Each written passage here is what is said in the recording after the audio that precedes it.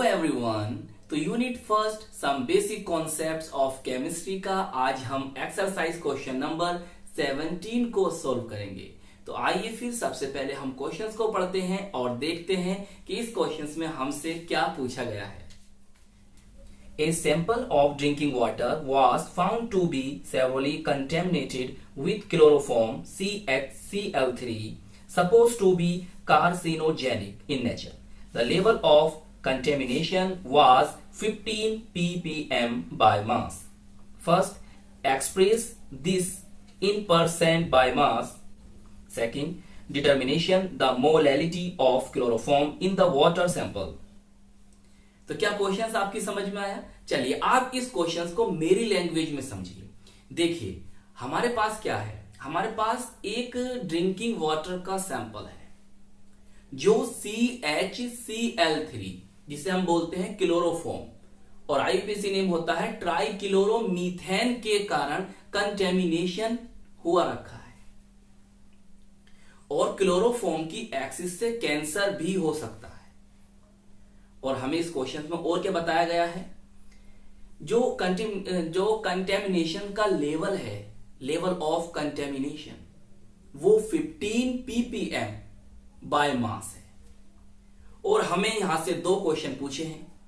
पहला percent by mass calculate करना है हमें, और दूसरा हमें मोलैलिटी को कैलकुलेट करना है।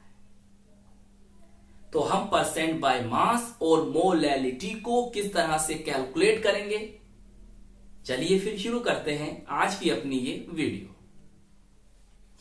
तो आइए हम सबसे पहले 15 ppm को समझते हैं, क्योंकि हम जानते हैं कि पूरे क्वेश्चंस की जो जड़ है, जो रूट है, वो हमारा 15 ppm है। अगर हमने इसे समझ लिया तो हमारे दोनों क्वेश्चन आसानी से हो जाएंगे। हम परसेंट बाय मास को भी कैलकुलेट कर लेंगे और हम मोलैलिटी को भी कैलकुलेट कर लेंगे।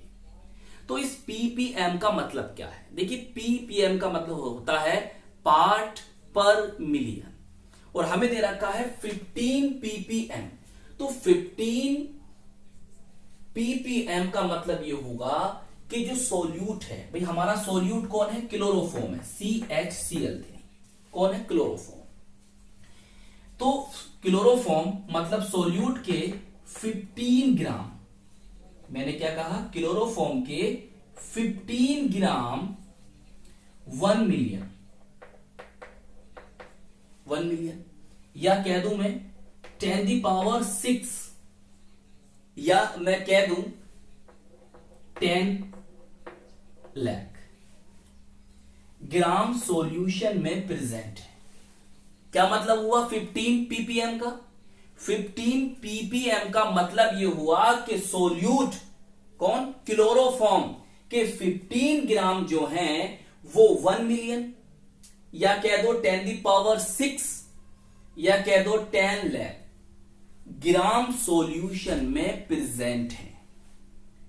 क्लियर? तो मैं आपसे पूछूं कि यहां पर के मास ऑफ सोल्यूट कितना है, तो सर 15 ग्राम है। कहां से पता चला? 15 ppm से। मैं आपसे पूछूं मास ऑफ सॉल्यूशन कितना है, तो आप कहोगे सर 10⁻⁶ ग्राम। मैं कहूं कि आपको कहां से पता चला, तो आप कहोगे सर 15 ppm से। तो दो बात पता चल गई। क्या पता चला? मास ऑफ सॉल्यूट पता चल गया आपको।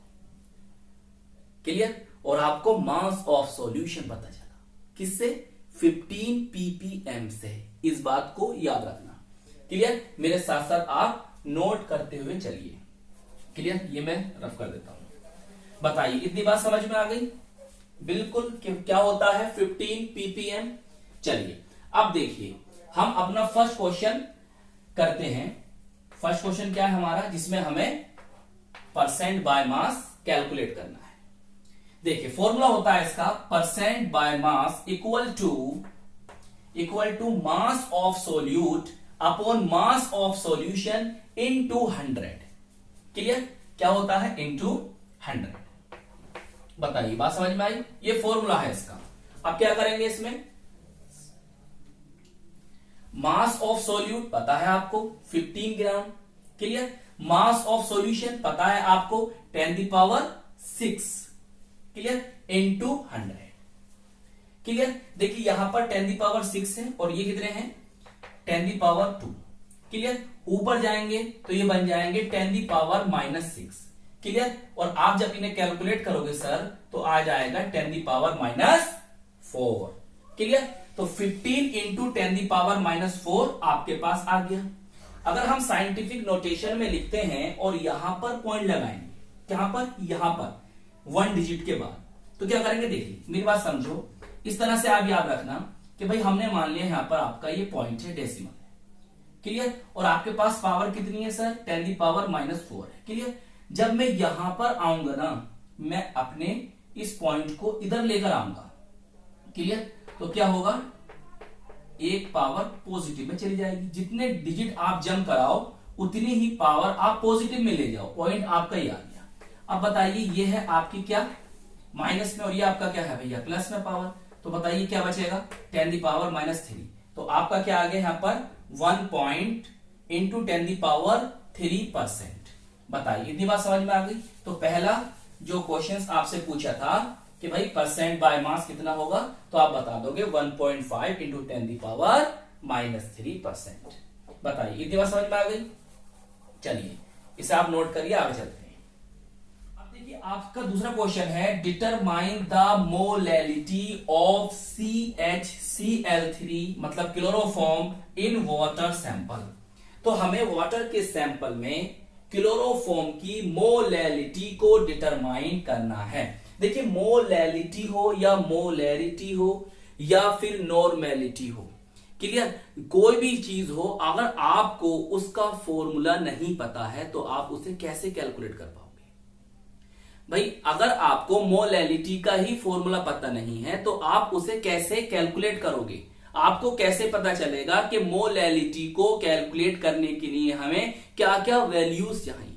तो इसलिए सबसे पहले हम क्या करें कि हम ये जाने कि भाई मोलैलिटी का फॉर्मूला क्या होगा। देखिए यहां पर लिखा है मोलैलिटी को हम डिनोट करते हैं स्मॉल m से, जबकि मोलैरिटी को स्मॉल m से और मोलैरिटी को कैपिटल M से डिनोट करते हैं। ये बात तो आप जानते होंगे। देखिए molality equal to number of moles of solute, मतलब हमें सोल्यूट बोले तो क्लोरोफॉर्म, यहां पर तो क्लोरोफॉर्म के हमें नंबर ऑफ मोल्स चाहिए अपॉन मास ऑफ सॉल्वेंट, हमें सॉल्वेंट का मास चाहिए। अगर हम ग्राम में रख रहे हैं मास तो इंटू 1000 कर देंगे, और अगर हम सॉल्वेंट के मास को किलोग्राम में केजी में ले लेते हैं तो हमें यहां पर 1000 करने की जरूरत नहीं है। तो हमने क्या जाना कि मोलैलिटी को कैलकुलेट करने के लिए हमें सोल्यूट के मोल्स चाहिए, मतलब क्लोरोफॉर्म के मोल्स चाहिए। और हमारा जो सॉल्वेंट है, कौन है यहां पर सॉल्वेंट, वाटर H2O, तो सॉल्वेंट का हमें मास चाहिए। अब ग्राम में ले लो या किलोग्राम में निकाल लो, वो मैंने आपको बता दिया।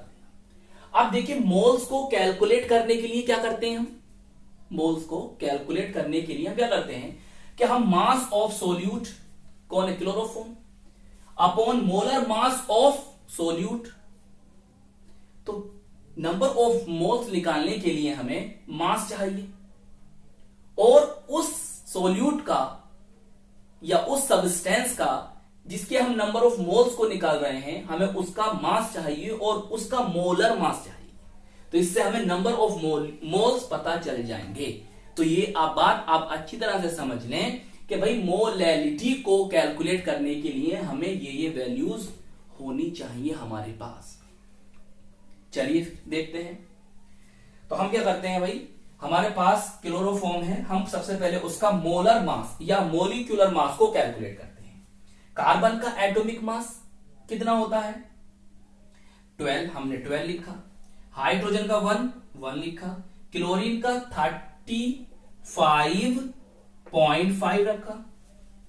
सबको हमने ऐड करा तो कितना आ गया हमारा 119.5 ग्राम पर मोल। तो मोलर मास कितना आ गया 119.5 ग्राम पर मोल। क्लियर, मतलब आपको मोलर मास पता चल गया। अब देखिए मास ऑफ CHCl3 आपको कहां से, मास ऑफ CHCl3 15 ग्राम, मैंने शुरू में बताया था आपको कि ये 15 ppm जो है पूरे क्वेश्चंस की क्या है, रूट है। तो वहां से आपका ये आ गया। Mass of solution 10⁻⁶ gram. Clear. अब हमें चाहिए मास ऑफ सॉल्वेंट। कैसे कैलकुलेट करेंगे? हम जानते हैं कि solution equal to solute plus solvent. Solution equal to solute plus solvent. तो सोलवेंट के मास को कैलकुलेट करने के लिए हम क्या करेंगे? सॉल्यूशन माइनस सोल्यूट का मास करेंगे। अब मेरी बात जरा ध्यान समझो भाई, आपका जो सॉल्यूशन है उसकी वैल्यू बहुत बड़ी है, 10⁻⁶ ग्राम, और आपका जो सोल्यूट है वो कितना, 15 ग्राम। भाई सॉल्यूशन 10⁻⁶ ग्राम 1 मिलियन, और आपका जो सोल्यूट है वो 15 ग्राम, बहुत छोटी वैल्यू है। तो हम सोलवेंट का जो मास है वो लगभग कितना मान लेंगे? अप्रोक्स 10⁻⁶ ग्राम ही मान लेंगे। मेरी बात समझ में आई? क्योंकि सोल्यूट की जो अमाउंट है वो बहुत कम है, तो इसलिए हम क्या करेंगे? मास ऑफ सोलवेंट को लगभग मान लेंगे सॉल्यूशन के मास के इक्वल। आगे चले। अब देखिए आपको सब वैल्यूज मिल चुकी हैं और आप लगा दीजिए। भाई अगर चाहो तो number of moles of solute आप अलग से निकाल सकते हो, फिर रख दो, या भैया इसमें रख दो, आपकी मर्जी है। समझा मैंने दिया कि नंबर ऑफ मोल्स कैसे निकलते हैं और मोलैलिटी को फाइंड आउट करने के लिए, कैलकुलेट करने के लिए हमें क्या क्या चाहिए।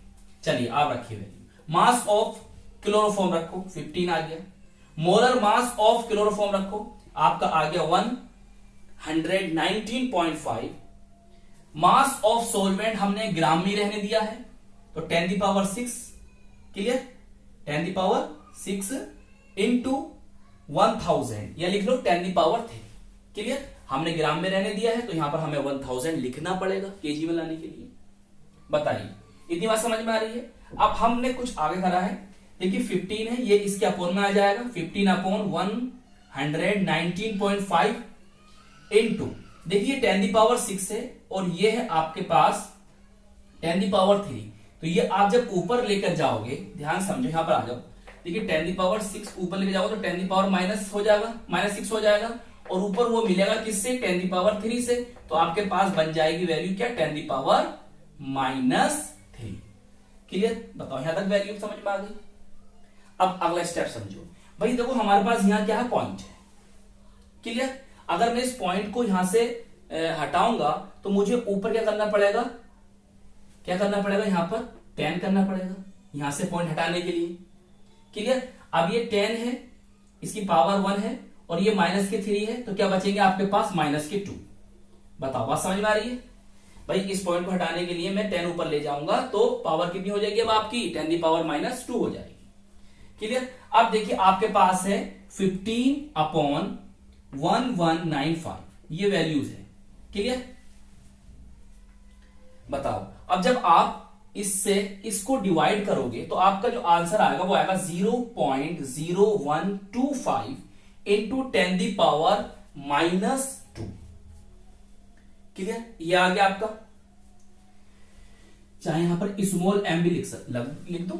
अरे स्मॉल m का मतलब यही है मोल पर केजी। क्लियर। मैं आपको पहले बता चुका हूं। बताइए जब आपने 15 को डिवाइड करा किससे? 1195 से, तो हमारे पास कितनी वैल्यू बनती है? इतनी वैल्यू बनती है।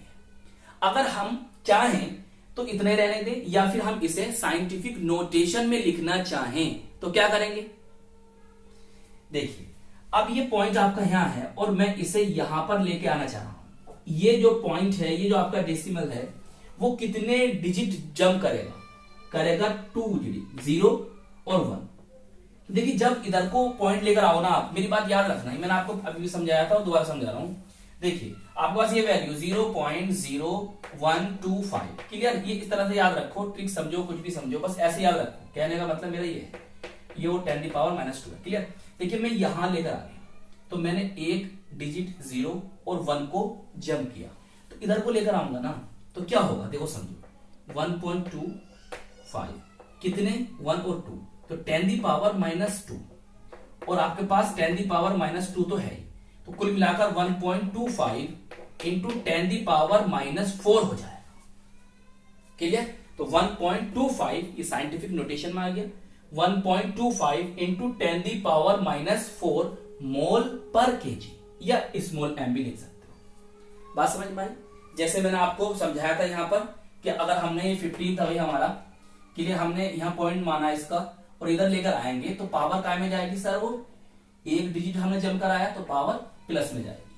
क्लियर? और अगर हम ऐसे लेकर आएंगे, जैसे यहां पर था देखो पॉइंट, हम इधर लेके जा रहे हैं, इधर लेके जा रहे हैं, तो जितने डिजिट आप जम कराओगे उतनी आप 10⁻⁻ लगा देना। यहां पर आपने 1 और 2 करा, 2 डिजिट जम करा है तो 10⁻⁻2 करा, 10⁻⁻2 आपके पास थी, दोनों क्या हो जाएंगी? प्लस हो जाएंगी, मतलब जुड़ जाएंगी, 10⁻⁻4 हो जाएगा। तो आपका फाइनल आंसर ये होगा 1.25 इंटू 10⁻⁻4 मोल पर केजी। तो ये था हमारा एक्सरसाइज क्वेश्चन नंबर 17, जिसमें हमने परसेंट बाय मास को कैलकुलेट करा और मोलैलिटी को कैलकुलेट करा। आई होप ये क्वेश्चंस आपको अच्छी तरह से समझ में आ गया होगा और हम मिलेंगे आपको इसकी नेक्स्ट वीडियो में।